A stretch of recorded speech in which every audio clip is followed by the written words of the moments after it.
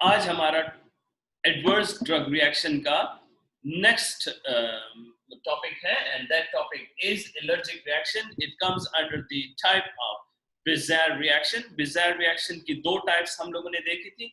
एक था idiosyncratic reactions और दूसरा है एलर्जिक रिएक्शंस. कल मैंने एलर्जिक रिएक्शंस के बारे में आप लोगों को थोड़ा सा बताया था. आज थोड़ी सी डिटेल बता देता हूं ताकि एलर्जिक रिएक्शंस आप लोगों को क्लियर हो जाए.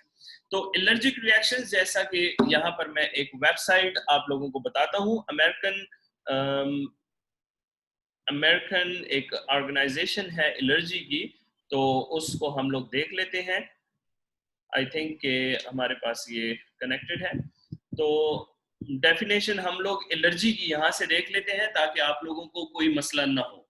तो ये है American academy of allergy, asthma and immunology, AAAAI, American academy of allergy, asthma and immunology वाले इसकी डेफिनेशन कुछ यूं करते हैं कि an allergy is a chronic condition involving an abnormal reaction to an ordinary harmless substance called an allergen.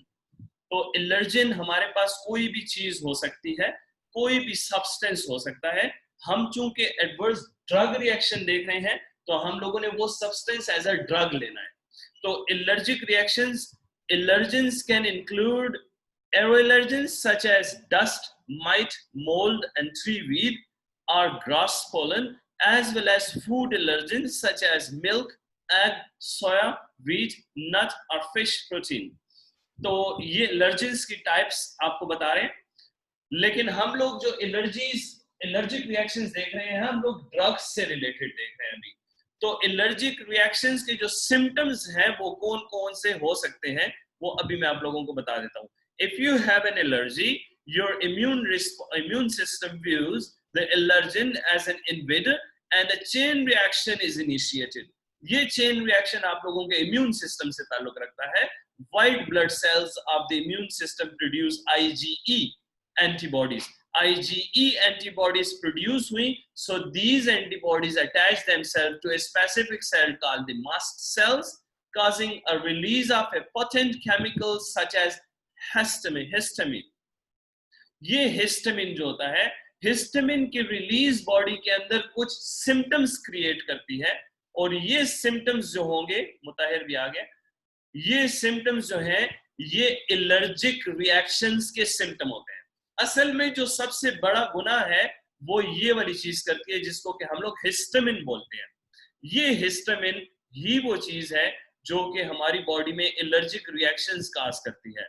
These chemical cause symptoms such as itching in the nose, roof of the mouth, throat, eyes, sneezing, stuffy nose, congestion, runny nose, tearing eye, dark circles under the eye.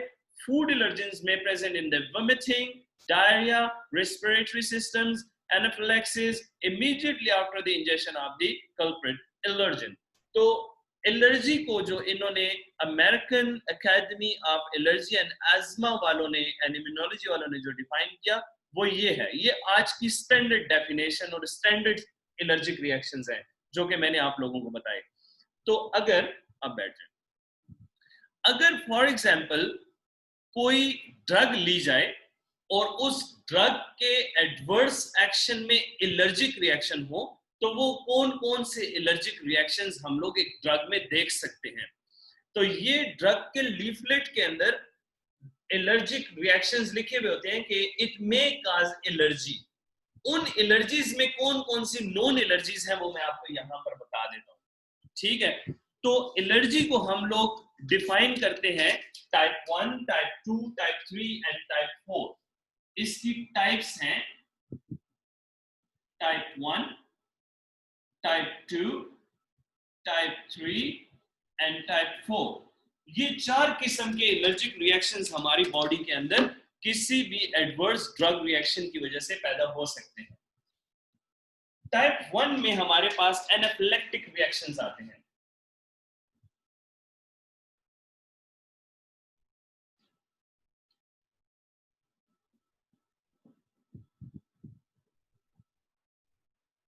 Anaphylactic reactions के बारे में मैंने आप लोगों को कल बताया था कि एनाफिलेक्टिक रिएक्शंस के अंदर डिफरेंट किस्म के एलर्जिक रिस्पॉन्सेज जो के सारे अपीयर हो सकते हैं, जिनके अंदर स्वेलिंग ऑफ आईज भी हो सकता है, स्वेलिंग ऑफ द टंग भी हो सकता है, इचिंग भी हो सकता है, रनी नोज भी हो सकता है, पैचेस ऑन द स्किन जिसको अर्टिकेरिया भी बोलते हैं।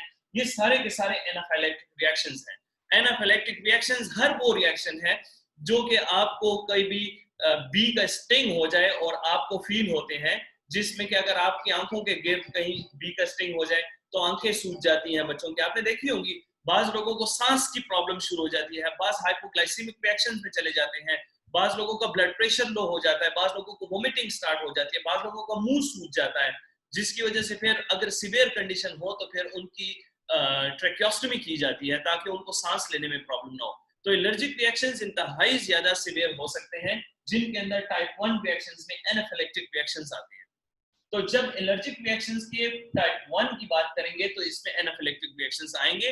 और अगर किसी ड्रग के एडवर्स ड्रग रिएक्शन के लीफलेट के अंदर उसकी कंटेंट के अंदर लिखा हुआ हो कि it may cause anaphylactic reactions, तो आप इन चीजों के लिए दिमाग तैयार रखेंगे कि ये हर वो काम कर सकता है जिसमें कि इची skin, red patches, runny nose, swelling of eyes, vomiting, sir का भारी होना, बेहोशी तारी होना और स्वेलिंग ऑफ द टंग, ये सारी चीजें आ सकती हैं। इनको हम लोग बोलते हैं एनाफिलेक्टिक रिएक्शंस। नंबर टू जो है वो बहुत इंपॉर्टेंट है और ये ज्यादा खतरनाक है, थोड़ा सा इससे हाई लेवल में है। ये टाइप 2 में आता है साइटोलिटिक रिएक्शंस। साइटोलिटिक रिएक्शंस, ये बात याद रखें कि एलर्जिक रिएक्शंस हमारे इम्यून रिस्पांस से होता है ना, ठीक है। तो इसको आप लोग इम्यून रिस्पांस की कैटेगरी में ही रखेंगे, यानी इसके अंदर हिस्टामिन की रिलीज और mast cell, IGE, white blood cells, ये सारे के सारे इम्यूनोलॉजी इसके अंदर कवर होगी। इसको आप लोगों ने इम्यून रिस्पांस के अंडर रखना है, ठीक है। तो साइटोलिटिक रिएक्शंस के अंदर हमारे पास, जैसा कि इसके नाम से जाहिर है, साइटोलाइसिस, तो ये सेल्स की डैमेज करना, damaging of the cell. Lysis mean तोड़ देना, तो सेल डैमेज रिएक्शंस इसके अंदर होंगे, यानी वो एडवर्स रिएक्शंस जिसके अंदर हमारे पास सेल डैमेज हो सके। कौन से सेल डैमेज? ज्यादातर इसके अंदर एनीमिया काज हो जाता है। बहुत सारी ऐसी ड्रग्स हैं जिनको लेने के बाद एनीमिया काज हो सकता है। इस ऐसे रिएक्शंस को हम लोग साइटोलिटिक रिएक्शंस के अंदर रखते हैं जिसके अंदर सेल डैमेज हो। वो कौन सी ड्रग्स हैं कि जिनकी वजह से ये काज हो सकता है? एनीमिया ड्यू टू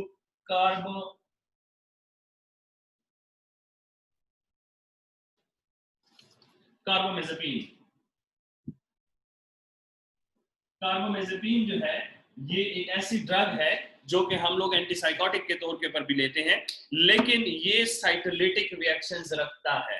ये एक रिएक्शन, मैं आपको सिर्फ एग्जांपल दे रहा हूं, हम लोग इन ड्रग्स के बारे में आगे डिटेल में पढ़ेंगे, लेकिन जस्ट एक एग्जांपल के तौर पे आप लोगों के सामने रख रहा हूं कि साइटोलिटिक रिएक्शन बाज ड्रग्स के एडवर्स रिएक्शंस में आ सकता है। तो नंबर 1 हो गया एनाफिलेक्टिक, नंबर 2 होगा साइटोलिटिक। तीसरे में जाते हैं। नंबर 3 जो है वो है आर्थ्यूस रिएक्शन। आर्थ्यूस, इसको आर्थस नहीं बोलते, इसको आर्थ्यूस बोलते हैं। आर्थ्यूस रिएक्शंस कौन से हैं?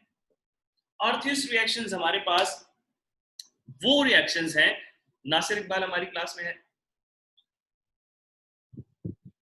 आर्थ्यूस रिएक्शंस में वो रिएक्शंस हैं जिसके अंदर एंटीजन और एंटीबॉडी मिलकर एक कॉम्प्लेक्स बनाए और वो कॉम्प्लेक्स जो है वो डिपॉजिट हो जाए हमारे एक वेन के अंदर, थ्रम्बस सा क्रिएट कर दे, ठीक है ना। वेस्कुलर वॉल्स के साथ ये मिलके जम जाए, तो it may deposit in the vascular wall, यानी वेस्कुलर वॉल्स के अंदर इसकी डेपोजिशन स्टार्ट हो जाती है। इसको हम लोग बोलते हैं आर्थ्यूस रिएक्शन, यानी एंटीजन और एंटीबॉडीज जो प्रोड्यूस हो रही हैं वो आपस में मिलकर एक कॉम्प्लेक्स बनाए, एक मिक्सचर से बनाए और वो मिक्सचर वेस्कुलर वॉल्स के अंदर डिपॉजिट होने लगे। इसको बोलते हैं आर्थ्रियस रिएक्शन, सिवियर है। एलर्जिक रिएक्शन में ये टाइप 3 की कैटेगरी में आ रहा है। टाइप 4 की कैटेगरी के अंदर हम लोग बोलते हैं delayed hyper sensitivity. Delayed hyper sensitivity क्या चीज है? डिलेड हाइपर सेंसिटिविटी ये है कि फौरन कोई रिएक्शन अपीयर ना हो, डिलेड हाइपर सेंसिटिविटी हो। मीन के आज दवा खाई तो आज ही अपीयर ना हो, 2 दिन बाद, 3 दिन बाद, 4 दिन बाद, 10 दिन बाद उसका कोई रिएक्शन आपको अगर अपीयर होता है और वो इम्यूनोलॉजिकल रिएक्शन है, वो आपकी बॉडी के अंदर आपकी बॉडी का ऑटो इम्यून रिस्पांस है, तो इसको हम लोग डिलेड हाइपर सेंसिटिविटी बोलते हैं। ठीक है, हाइपर सेंसिटिविटी अपने अंदर फिर एक डेफिनेशन रखती है कि हाइपर सेंसिटिविटी क्या चीज है, मैं उसको भी आपको डिफाइन करता हूं। हाइपर सेंसिटिविटी अगर इसको डिफाइन किया जाए तो मैं यहां पर ऊपर लिख देता हूं ताकि आप लोग नजर आए, ताकि आप लोग अपने पास नोट कर लें।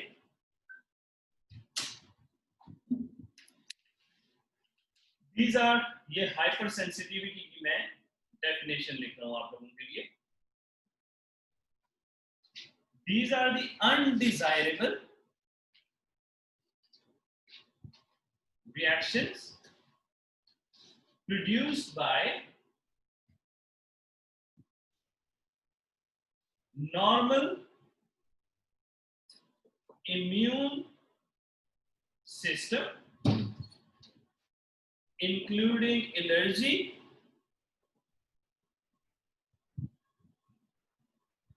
and autoimmunity.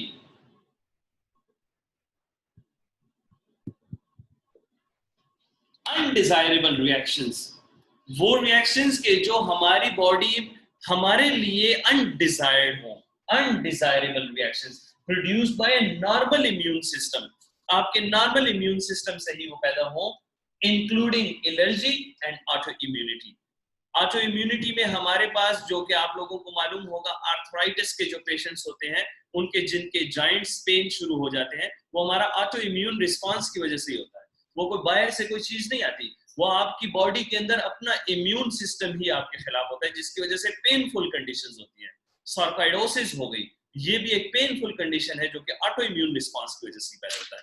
So I think कि एडवर्स रिएक्शन की जो कल वाली टाइप बी की बेजार रिएक्शंस के अंदर जो 2 टाइप्स थी, एलर्जिक रिएक्शंस और इडियोसिंक्रेटिक रिएक्शंस, ये आज क्लियर हो गए हैं। अब हम लोग नेक्स्ट पे जाते हैं, टाइप सी में। कौन सी टाइप? सी।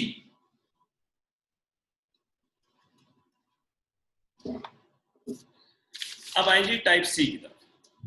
टाइप सी कल मैंने आप लोगों से कहा था कि मैं टाइप सी को 2 तरीकों में रखूंगा, एक chronic use, C for chronic use, और दूसरा केमिकल रिएक्शन। ये दोनों टाइप सी में ही आप लोग पढ़ेंगे। यानी किसी भी ड्रग को लेने के बाद उसका कोई ऐसा अनडिजायर्ड इफेक्ट आए कि जो उसके क्रॉनिक यूज के बाद आए। बहुत सारी ऐसी दवाएं आप लोगों के जहन में मौजूद हैं कि जिनका ज्यादा इस्तेमाल, जिनका ज्यादा लगातार इस्तेमाल आगे आने वाली जिंदगी में खतरनाक हो जाता है। तो ये टाइप सी में आता है एडवर्स ड्रग रिएक्शन के।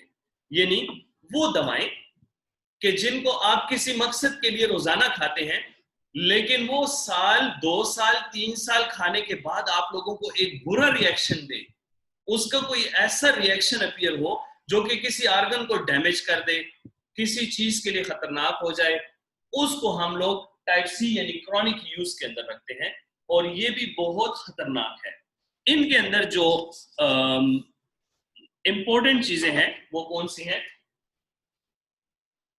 जो एनाल्जेसिक का यूज होता है, ज्यादातर जो लोग एनाल्जेसिक यूज करते हैं, दर्द को खत्म करने वाली दवाएं, ये नेफ्रोपैथी काज करती है। नेफ्रोपैथी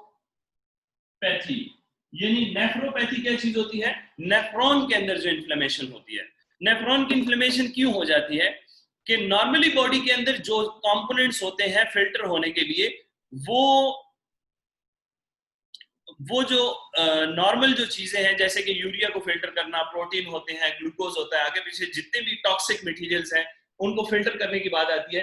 तो अगर प्रोलॉन्ग एनाल्जेसिक आता रहे किडनी की तरफ वॉश होने के लिए उसकी वजह से हमारे नेफ्रॉन्स के ऊपर बुरा असर पड़ता है और नेफ्रोपैथी काज हो जाती है। तो एक पेशेंट जो कि एनाल्जेसिक ले रहा है अपने दर्दों को कम करने के लिए, उसको डेली या टांग में दर्द है या कान में दर्द है या आंख में दर्द है या नाक में दर्द है, तो वो 1 साल या 2 साल से ले रहा है, तो उसको नेफ्रोपैथी हो सकती है और ये ज्यादातर एनाल्जेसिक्स के साथ रिलेटेड है। जैसे कि दूसरे एनाल्जेसिक्स जो कि कॉमन सी बात है कि हम लोग जो डाइक्लोफेनिक सोडियम लेते हैं, ठीक है, नाम आप लोगों ने सुना होगा डाइक्लोफेनेक सोडियम। डाइक्लोफेनेक सोडियम लेने से पेप्टिक अल्सर्स शुरू हो जाते हैं। ये स्टमक की वाल को जाके डैमेज करना शुरू कर देता है, ठीक है, हाइपर एसिडिटी शुरू कर देता है, ठीक है ना। तो ये जो दूसरी इसकी एग्जांपल है कि ऐसे एनसेड, इनको non steroidal anti inflammatory drugs कहते हैं, एनसेड non steroidal anti inflammatory drugs. तो एनसेड लेने से अक्सर पेप्टिक अल्सर शुरू हो जाते हैं। पिछले दिनों डॉक्टर रिजवान मुझे बात कर रहे थे कि हमारे पास एक पेशेंट आया और उसके इंटेस्टिनल परफोरेशन हुई थी। क्या हुआ था? इंटेस्टिन के अंदर परफोरेशन थी। तो जब उसकी हम लोगों ने हिस्ट्री ली तो वो बंदा कह रहा था कि मैं एडिक्टेड हूं एनसेड खाने का, डाइक्लोफेनिक पोटेशियम सोडियम लेने का। वो दिन में 3-3 4-4 गोलियां ले रहा था और पिछले 10 साल से ले रहा था, और उसने उनका इतना खराब असर डाला था कि उसके इंटेस्टाइन्स के अंदर परफोरेशन शुरू हो गई थी, उसके एसाइड शुरू हो गए थे, उसके पेट के अंदर पानी भरना शुरू हो गया था। So the chronic use of any drug may create adverse drug reactions like this. दूसरी एग्जांपल भी इसकी मैंने यहाँ पर लिखी हुई है और वो है पैरासिटामोल से हाइपरटॉक्सिसिटी हेपेटोटॉक्सिसिटी होती है। पैरासिटामोल, इससे हेपेटोटॉक्सिसिटी होती है। क्यों होती है? हमारे पास लिवर ही वो ऑर्गन है जो कि हमारी ड्रग्स की फिल्ट्रेशन कर रहा होता है, हमारे ड्रग्स की डिटॉक्सिफिकेशन कर रहा होता है। तो अगर लिवर को आप रोजाना ही पैरासिटामोल दे रहे हैं तो इट मींस कि you are destroying the liver cells, so it may create hepatotoxicity. समझ आ गई है? आई एम श्योर कि आप लोगों को समझ आ गई। जी आपने कोई एग्जांपल दिया? हाँ, न्यूरोपैथी काज करती है। देखिए इसने एक दूसरी एग्जांपल दी है कि एक ड्रग है, कौन से, एटिनोलोल की बात कर रहे हैं? हाँ अच्छा, एथम्ब्यूटॉल जो है तो एक कोई है, मैं नहीं जानता, ठीक है। एंटी ट्यूबरकुलोसिस है जो कि टीबी के लिए यूज होती है, वो थ्रोम्बोसिस काज करती है, हाँ न्यूरोपैथी काज करती है। तो देखें इन्होंने एक एंटी ट्यूबरकुलोसिस ड्रग बताई है और उसके बारे में इन्होंने कहा है कि उसका जो प्रोलॉन्ग इस्तेमाल है वो न्यूरोपैथी कर देता है। There are several examples, बहुत सारी एग्जांपल्स हैं, ठीक है। तो इस तरह से आप अपनी तरफ से कोई भी एग्जांपल लिख सकते हैं, लेकिन मेन टॉपिक को समझ के। दूसरा केमिकल यूज, मैंने केमिकल रिएक्शन क्यों कहा?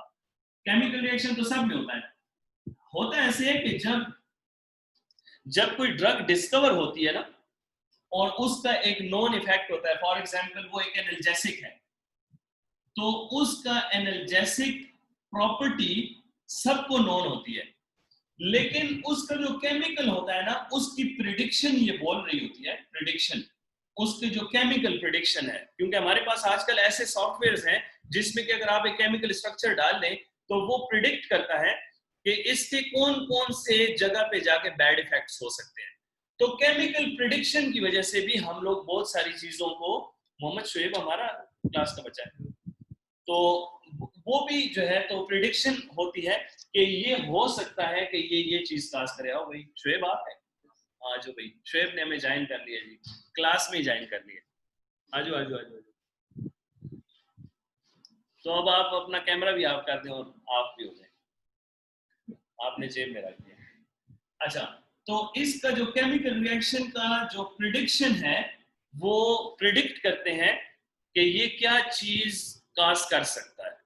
तो हमारे पास बहुत सारी ऐसी ड्रग्स हैं जिनकी प्रिडिक्शन में ऐसे एडवर्स ड्रग रिएक्शंस हैं कि जो हमें ये बता सकते हैं कि भाई ये ड्रग यूज करने से ब्रेन डैमेज हो सकता है, ये ड्रग यूज करने से यूट्रस डैमेज हो सकता है, ये ड्रग यूज करने से आपको इरेक्टाइल डिस्फंक्शन हो सकता है, क्योंकि उसकी जो अटैचमेंट होती है वो उन लोगों ने प्रिडिक्ट की होती है, उसकी प्रिडिक्शन उन्हें ये बता रही होती है कि ये ऐसा काम काज कर सकता है.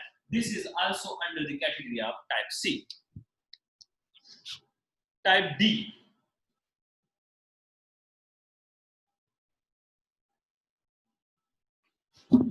टाइप डी की बात करते हैं. तो टाइप डी मुझे नहीं समझ आती कि इन लोगों ने इसको डिलेड रिएक्शन का नाम क्यों दिया हुआ है, बट बहुत सारी बुक्स से डिलेड रिएक्शंस लिखती हैं, तो हम इसको इसी तरह से पढ़ेंगे. डिलेड रिएक्शन का जो टाइप डी के बारे में एडवर्स ड्रग रिएक्शंस के जो बुक्स लिखती हैं वो ये लिखती हैं कि ये ऐसे रिएक्शंस हैं जो कि अपीयर होते हैं आफ्टर सम टाइम, डिलेड होते हैं. लेकिन मेरी नजर में इसकी जो सही डेफिनेशन है वो ये है कि it can be due to accumulation, can be due to accumulation, कि ये ड्रग आपकी बॉडी के अंदर कहीं जाके एक्यूमुलेट कर रही है, बैठ रही है, एक्यूमुलेशन हो रही है इसकी. एक्यूमुलेशन के बाद वो अपना कोई एक असर दिखाएगी, इसको हम लोग डिलेड रिस्पांस में ये बात करते हैं. तो ये type D mean delayed reaction होते हैं. इसमें जो एग्जाम्पल दी जाती है वो एग्जाम्पल है टेराटोजेनिक इफेक्ट्स.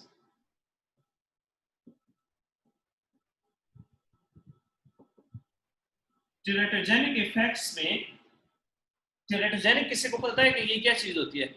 आप दोनों में से किसी को पता है? जी, क्लास में कोई बच्चा मुझे ये बताया कि टेराटोजेनिक क्या होता है?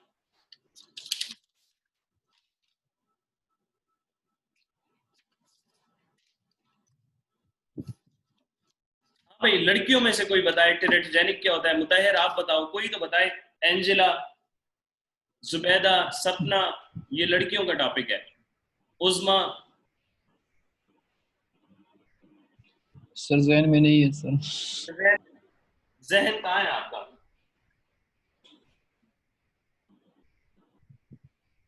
प्रेगनेंसी के दौरान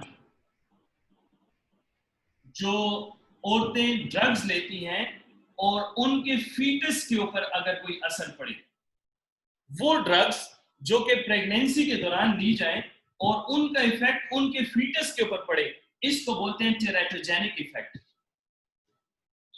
फर्स्ट ट्राइमेस्टर जो होता है ना, फर्स्ट ट्राइमेस्टर जो होता है, ये बहुत इंपॉर्टेंट है. यानी पहले 3 महीने आपकी प्रेगनेंसी जो होते हैं ना, ये कोई भी ड्रग नहीं ली जाती, क्योंकि उसमें फीटस की जो डेवलपमेंट हो रही होती है ना, वो बहुत ज्यादा क्रूशियल होती है. अगर उस दौरान में कोई भी ऐसी ड्रग ली जाए कि जो फीटस के लिए जो ब्लड ब्रेन बैरियर को क्रॉस कर सकती है या जो प्लेसेंटा को क्रॉस कर सकती है, याद रखें, जो प्लेसेंटा क्रॉस कर सके या जो ब्लड ब्रेन बैरियर को क्रॉस कर सके, वो अगर आपने ड्रग दे दी तो अल्टरनेटली आप बेबी को भी दे रहे हैं. तो बहुत सारी कंडीशंस में ऐसी माएँ होती हैं जो कि सीजर्स की पेशेंट होती हैं, जिनको सीजर्स आ रहे होते हैं, ठीक है ना. जैसे कि कोई एपिलेप्सी की पेशेंट होती है, तो उसमें एक दवा यूज होती है, उस दवा का नाम होता है फेंटीन, सॉरी फिनिटाइन.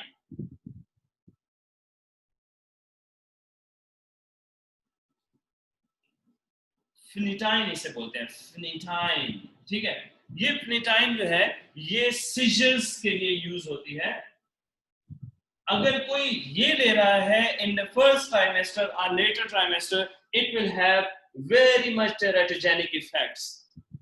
इसके अलावा बहुत ही ज्यादा मशहूर जो चीज है acetyl salicylic acid. Acetyl salicylic acid क्या चीज है?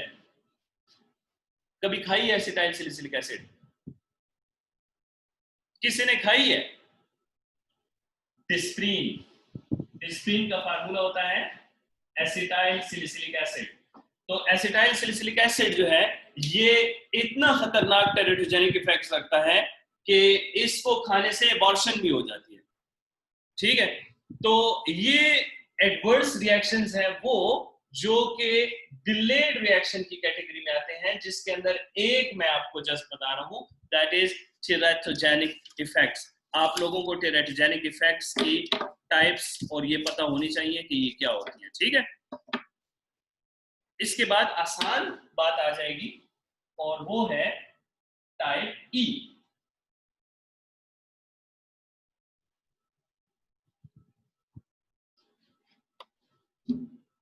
ई टाइप ई जो है, it is called end of use. End of use मतलब विड्रॉल।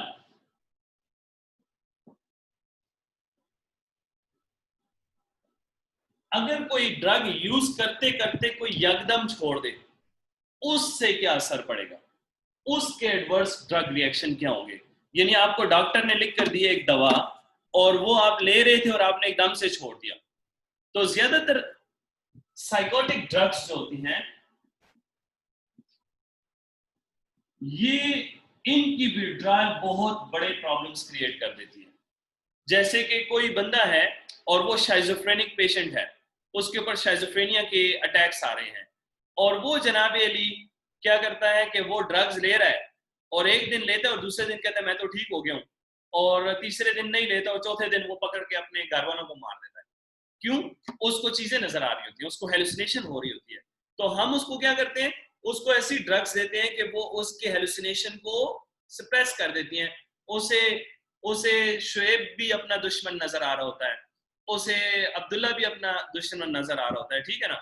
तो हर वो पेशेंट जो कि शाइजोफ्रेनिक, मैं एक एग्जांपल दे रहा हूँ कि शाइजोफ्रेनिक पेशेंट होता है तो वो अपने किसी ऐसे दोस्त को देखता है जिसने कि उसकी गर्लफ्रेंड के साथ कभी कोई मैसेजिंग की होती है, तो उसकी नजर में एक जिन बन जाता है, उसके बड़े बड़े सींग हो जाते हैं, ठीक है, उसके दांत उसे लंबे नजर आने लगते हैं।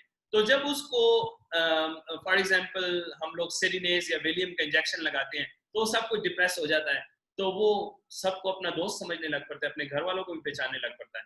लेकिन अगर उसकी वो मेडिकेशन आधे में छोड़ दें तो तीसरे दिन फिर वो दोबारा जिन बन जाता है, फिर उसे हर कोई जिन नजर, तो विड्रॉल नहीं होती। इसको हम लोग टेपरिंग डोज के अंदर फिर रखते हैं।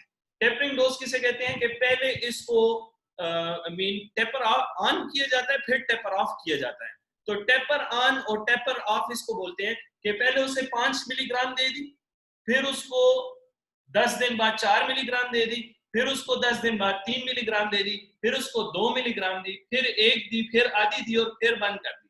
इसी तरीके से स्टीरॉइड्स भी होते हैं, इसी तरीके से स्टीरॉइड्स भी होते हैं, और इनको हम लोग बोलते हैं टेपरिंग डोज।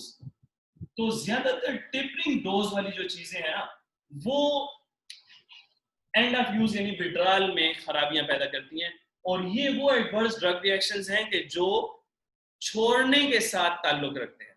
फॉर एग्जाम्पल हमारे पास इसकी जो दूसरी एग्जाम्पल है, विड्रॉल ऑफ ओपाइड्स। ओपाइड्स किसे बोलते हैं? वो ड्रग जो कि अफ्यून से निकाली जाती है, अफ्यून से, जिसमें से कि हेरोइन भी होती है, ठीक है ना। जिस तरह के हमारे पास डिफरेंट किस्म के ओपाइड्स हैं, ठीक है। तो ओपाइड्स के ऊपर जिनको डाला जाता है और वो एकदम से छोड़ दें तो वो भी अपनी खुद में नहीं रहते थे, ठीक है। इसी तरीके से अगर स्टीरॉइड्स को छोड़ दें तो वो भी जो है तो एडिनोकॉर्टिकल इनसफिशिएंसी पैदा करता है, एडिनोकॉर्टिकल इनसफिशिएंसी पैदा कर देता है, और जिसकी वजह से उसके अंदर एडिनोकॉर्टिकल हार्मोन जो होते हैं वो इनसफिशिएंट हो जाते हैं, डिसबैलेंस हो जाते हैं, और बड़ी मसाइल पैदा हो जाते हैं। इसी तरह से एक और भी है कि कॉन्ट्रासेप्टिव्स भी जो होते हैं, कॉन्ट्रासेप्टिव्स की भी अपनी एक डोज होती है। अगर कॉन्ट्रासेप्टिव को एक तरीके से ना लिया जाए और दरमियान में छोड़ दिया जाए तो सब कुछ गड़बड़ हो जाता है, ठीक है। तो ये भी स्टीरॉइड्स की कैटेगरी में ही आ रहे हैं। इसके अलावा जो पीने पिलाने वाले जो लोग हैं उनको पता होगा कि शराब पीना और एकदम से छोड़ देना वो भी बंदे को पागल कर देता है। तो अल्कोहल भी जो है, तो अल्कोहल की विड्रॉल भी इसी के अंदर आती है। इसके अलावा एंजाइना आफ्टर एटिनोलोल। एटिनोलोल आप लोग जानते हैं एटिनोलोल क्या चीज है? एटिनोलोल बहुत ज्यादा यूज होती है, जिसके अंदर के प्रोप्रानोलोल भी आती है, एटिनोलोल भी आती है। आपने ये देखी होंगी, हाँ, हार्ट के पेशेंट के लिए होते हैं। और ये एथिनोलोल आप लोगों ने उस ICI की कंपनी बनाती है, मेरे ज़हन में भी इसका नाम नहीं आ रहा। प्रोप्रानोलोल का मुझे पता है कि प्रोप्रानोलोल है, इसमें आती है इंड्राल। इंड्राल गोली जानते हैं? तो अगर ये विड्रॉल की जाए ना, इसको यूज करके फौरन छोड़ दिया जाए तो ये एंजाइना काज करता है। अच्छा, ठीक है। तो एटिनोलोल की जो विड्रॉल है उसका भी बहुत बुरा इफेक्ट है।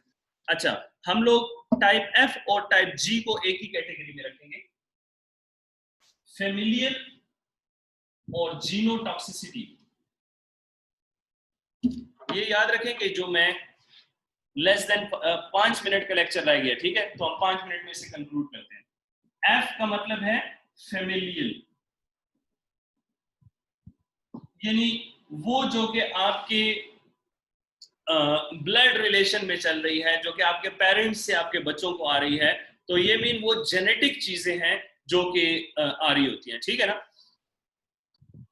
टाइप G को हम लोग बोलते हैं जीनोटॉक्सिक, जीनोटॉक्सिसिटी। जीनोटॉक्सिसिटी क्या चीज होती है? टाइप F को मैं डिस्कस कर लेता हूं।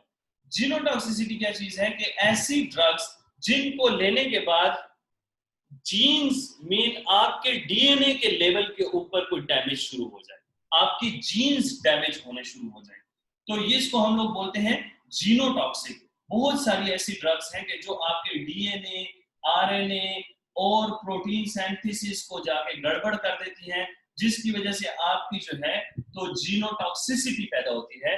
बहुत सारी ऐसी ड्रग्स हैं, इनके अंदर जो सबसे बड़ी ड्रग है वो है कीमोथेरेपी।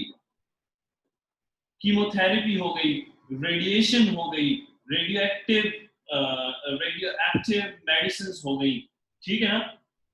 ये ज्यादातर जीनोटॉक्सिक होती हैं, ये जीन लेवल के ऊपर जाके आपको एडवर्स ड्रग रिएक्शंस दे सकती है। इसके बाद हमारे पास टाइप H आती है। शोएब, आप कल वाली क्लास में थे? फिर आपको ज्यादा मुश्किल नहीं हो रही होगी, कनेक्ट हो रहा है ना कल वाले लेक्चर इसके साथ? अच्छा, हाइपर सेंसिटिविटी, तो ये हम लोग ऑलरेडी डिस्कस कर चुके हैं कि इसके अंदर हर वो रिएक्शन जो कि हाइपर सेंसिटिविटी काज करे ड्रग लेने की वजह से, वो इसके अंदर आएगा। और टाइप U जो है अनस्पेसिफाइड, अनस्पेसिफाइड का चैप्टर हर जगह पे रखा जाता है। ये एक साइंस की बहुत बड़ी बात है कि वो ऐसी चीजों की स्पेस रखता है कि ये ड्रग खाने से आपको कुछ ऐसी चीजें अपीयर हो जो कि रिपोर्टेड नहीं है, वो आप हमें रिपोर्ट करें। यानी फॉर एग्जांपल मैंने एक ड्रग खाई और उस ड्रग के खाने के बाद मुझे ये समझ आई कि वो चीज लीफलेट के अंदर मौजूद नहीं है, तो मैं उसको उस कंपनी को रिपोर्ट करूं कि मैंने ये चीज देखी है। तो वो इडियोसिंक्रेटिक भी हो सकती है, वो बड़ी पॉपुलेशन में भी हो सकती है, लेकिन वो अनस्पेसिफाइड होती है। अनस्पेसिफाइड मीन कि किसी भी बंदे को कोई नई सी चीज अपीयर हो जाए उस एडवर्स ड्रग रिएक्शन की वजह से, उसको हम लोग अनस्पेसिफाइड की कैटेगरी में रखते हैं। और ये हमेशा हर ड्रग की एक खाने में रखा जाता है कि अगर आपको कोई ऐसे सिम्टम्स अपीयर होते हैं एडवर्स किस्म के, तो हमें वो आप डायरेक्टली रिपोर्ट करें, अपने डॉक्टर को जाकर रिपोर्ट करें, वो डॉक्टर उस कंपनी को रिपोर्ट करेगा और वो फिर उसकी कैटेगरी में डाल दिया जाएगा, जिस कैटेगरी में भी होगा, ABCDEFGH जिसमें भी होगा, वो फिर अनस्पेसिफाइड नहीं होगा, वो फिर पिछली कैटेगरीज में जहां पर भी फिट होगा वहां पर उसको डाल देंगे। ठीक होगी बात? So this was all about adverse drug reactions, ठीक है।